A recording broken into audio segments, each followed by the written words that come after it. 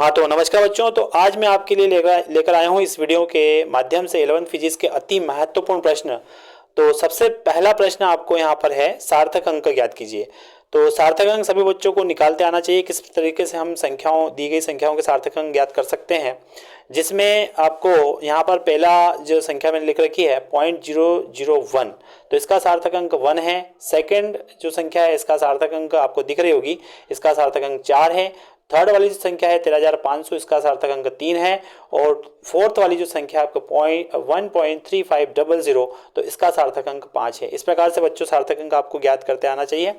अगला प्रश्न है आपका यहाँ पर, वो है निम्न भौतिक राशियों के विमित सूत्र। बच्चों सभी भौतिक राशियों के विमित सूत्र और मात्रक और किसी भी तरीके का आपको इसके बारे में प्रश्न पूछा जा सकता है भौतिक राशियों के बारे में, तो आप सब लोग इन भौतिक राशियों को नोट कर लीजिए, जिसमें क्षेत्रफल है, घनत्व है, बल, आवेग, कार्य, ऊर्जा, शक्ति, दाब, प्रतिबल, प्रस्थ तनाव, पृष्ठीय ऊर्जा, कोणीय वेग है ना, कोणीय त्वरण आदि आदि जितने भी यहाँ पर मैंने आपको भौतिक राशियाँ लिख रखी है। तो इन भौतिक राशियों के मात्रक, सूत्र, विमित सूत्र वगैरह सब कंप्लीट आपको याद होना चाहिए, किसी भी तरीके से सही जोड़ी के अंदर भी आ सकते हैं। इस प्रकार से थर्ड प्रश्न आपका, विमीय विश्लेषण से सूत्र T इक्वल टू के अंडर ऑफ एल बाई जी की सत्यता की जांच करना है। तो विमीय विश्लेषण विधि से सत्यता की जांच करते हुए मैंने आपको बता रखी है किस तरीके से विमीय विश्लेषण विधि से सूत्र की सत्यता की जांच करते हैं और सूत्र की स्थापना भी करते हैं। तो ये सूत्र की स्थापना भी करते हुए आना चाहिए और सत्यता की जांच भी आपको करते आना चाहिए बच्चों। चार और वेग में अंतर, दूरी और विस्थापन में अंतर, औसत चार और औसत वेग किसे कहते हैं उसको परिभाषित कीजिए। इस प्रकार के क्वेश्चन आपको कर लेना है। गति की तीनों समीकरणों का निगमन करते हुए आपको आना है। इसमें ग्राफी विधि और साधारण विधि, सामान्य विधि दोनों विधियों से आपको यहाँ पर गति की तीनों समीकरण आपको पता ही होगी। v equal to u plus a t गति के प्रथम समीकरण, इस प्रकार से s equal to u t plus 1/2 a t square और v स्क्वायर इक्वल टू होता है यू स्क्वायर प्लस 2as। तो इस प्रकार से गति की तीनों समीकरणों का निगमन आपको करते हुए आना चाहिए। इसके बाद गति की तीनों समीकरणों के निगमन के बाद में इस गति की तीनों समीकरण पर आधारित जो प्रश्न है वो भी आपको करते आना चाहिए। इसमें एक प्रश्न यहाँ पर मैंने दे रखा है, जिसमें 25 मीटर ऊंचे मीनार से एक गेंद 10 मीटर प्रति सेकंड के वेग से ऊर्ध्वाधर ऊपर की ओर फेंकी जाती है, तो गेंद कितनी ऊपर जाएगी, गेंद धरती से टकराने से पहले कितने समय वो लेगी। तो इस प्रकार से इस क्वेश्चन जो है वो भी आपको करते आना चाहिए। सदिश एवं अदिश राशियों में अंतर, ये भी आपको ध्यान होना चाहिए। इस प्रकार सदिशों के प्रकार बहुत इंपॉर्टेंट है। सदिशों के 5 जो है प्रकार आपको लिखवा रखे हैं मैंने, तो वो आप लोग नोट कर लीजिए। इसमें समांतर जो शून्य सदिश है और एकांक सदिश, इसके ऊपर क्वेश्चन भी बनकर आ सकता है, तो ये भी आपको यहाँ पर ध्यान रखना है और उनको पढ़ लेना है।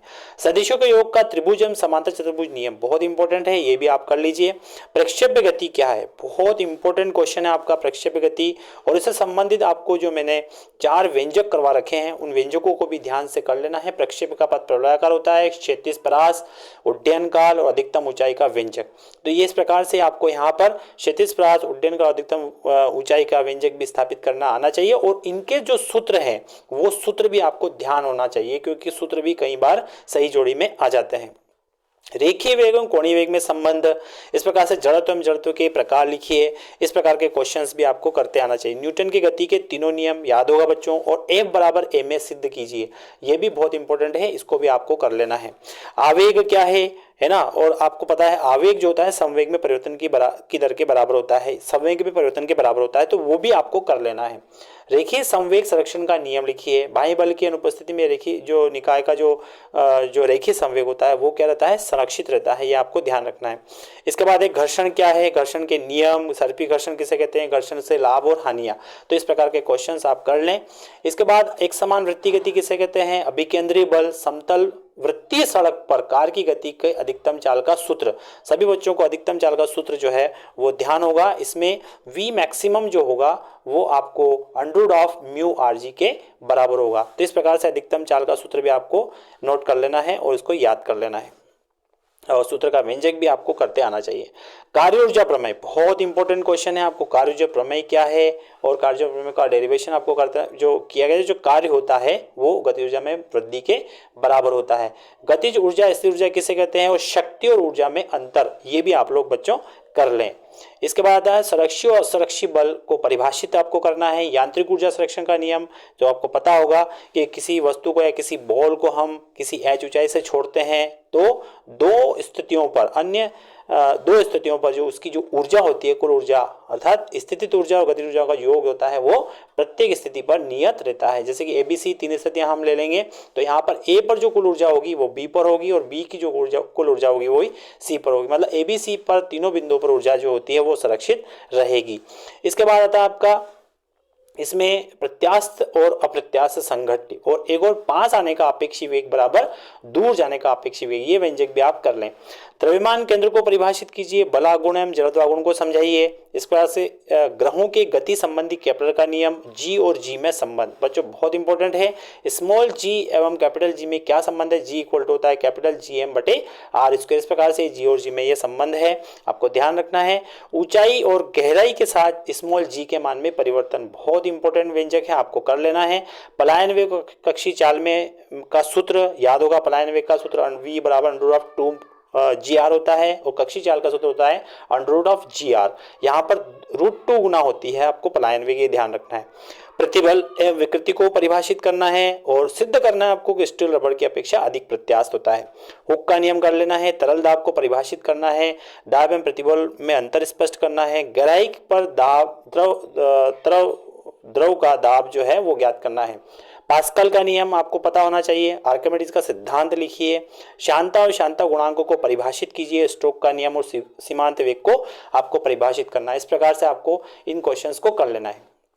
धारा रेखीय प्रवाह क्या होता है, विशुद्ध प्रवाह क्या होता है, इनके बीच अंतर बहुत इंपॉर्टेंट क्वेश्चन है, आप लोग इसको देख लें और कर लें। रेनॉल्ड्स संख्या, सातत्य समीकरण और बर्नौली प्रमेय, इसको कर लें। इन तीनों में से निश्चित रूप से 100% आपके क्वेश्चन कोई ना कोई आएगा।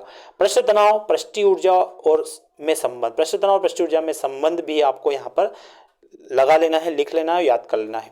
संपर्क और या इसको हम बोलते हैं स्पर्श कोण, बुलबुले एवं बूंद के अंदर दाब आधिक्य का सूत्र की स्थापना, मतलब P1 minus P2 equal 2T/R होता है और बुलबुले के लिए क्या होता है 4T/R होता है। P1 माइनस P2 आप लोग नोट कर लें और इसको इस व्यंजक को याद भी कर लें। इसके बाद उष्मा और ताप में अंतर, ये भी बच्चों आप लोग कर लें। ताप मापन के विभिन्न पैमानों के बीच में क्या संबंध होता है, संबंध आप नोट डाउन कर लें। निश्चित रूप से संबंध आ सकता है, किसी को भी किसी भी डिग्री सेल्सियस को फ़ारेनहाइट में चेंज करना आ सकता है, या फ़ारेनहाइट को र्यूमर में चेंज करना आ सकता है, या र्यूमर को या सेल्सियस को केल्विन में चेंज करना आ सकता है। तापीय या ऊष्मीय प्रसार को परिभाषित करना है। विशिष्ट ऊष्मा को परिभाषित करना है। गुप्त ऊष्मा किसे कहते हैं, लेटेंट हीट जिसको हम कहते हैं। गैस की विशिष्ट ऊष्मा स्थिर आयतन पर और स्थिर दाब पर, Cp और Cv के बीच में क्या संबंध है, इसको भी कर लेना है। अल्फा बीटा गामा मतलब क्षेत्रीय प्रसार, रेखीय प्रसार, आयतन प्रसार और रेखीय प्रसार आयतन प्रसार गुणांक के बीच में, क्षेत्रीय प्रसार रेखीय प्रसार और आयतन प्रसार गुणांक के बीच में संबंध स्थापित करना है। अर्थात संबंध आपको पता ही होगा, अल्फा अनुपात बीटा अनुपात गामा इक्वल टू 1:2:3 होता है। Thank you very much for watching this video बच्चों।